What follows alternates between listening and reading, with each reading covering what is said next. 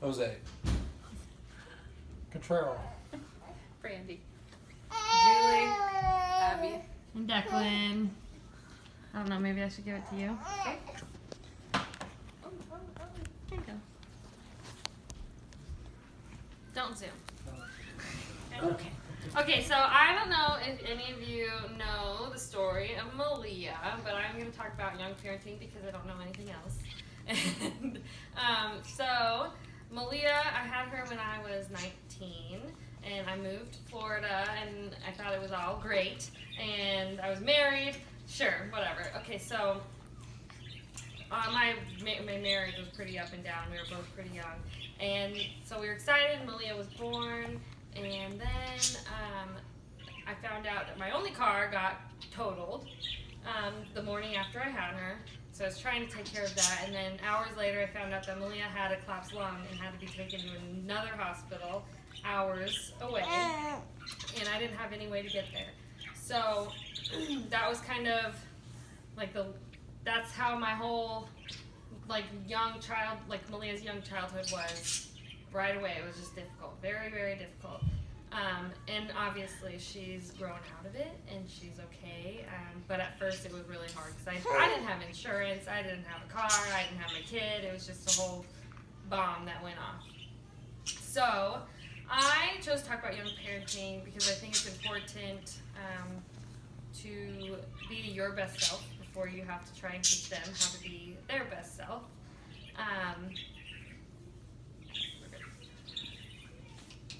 So I think that part of the problem is for other people who have children at a young age is love is kind of blind, but people need to not be blinded by the love because there are consequences to the actions, and you know what those consequences are. You just don't know that they're going to affect you as badly. Let's go down. So after you have a child, you're usually ecstatic. Lot of happy emotions. Your relationship is usually pretty happy. Everyone's happy at that time. But being in the excitement doesn't necessarily prepare you for the emotions that you're going to go through as the child ages, as you lose sleep, and as your relationship kind of struggles during young infancy. So you love your baby, and you love your partner, and you love your household, but you don't necessarily see the outcomes that are coming. You're going to lose sleep, which is going to lead you to be irritable.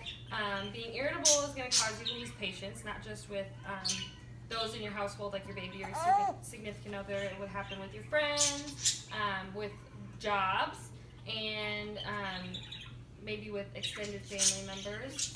So a lot of us don't necessarily have emotional capacity to handle the emotional stress of caring for newborns, losing sleep, or having disagreements with significant others or family members. But we're here, and now,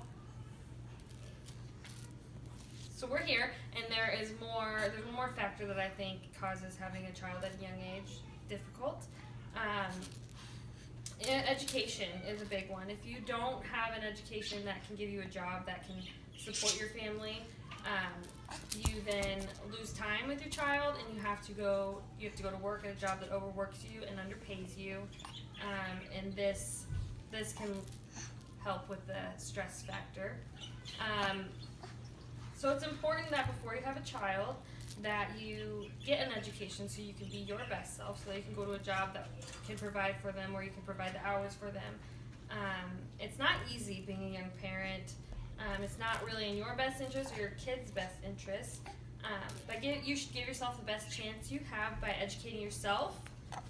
Then maybe marrying someone. You can buy a house, have a reliable job, reliable cars, and then possibly consider having a baby. And so this is all what I have gone through. I only speak of this because I did not have a reliable car. I did not have a reliable house. I did not have any of these things. I'm now trying to get my education and work, and that is probably one of the hardest things I've ever done.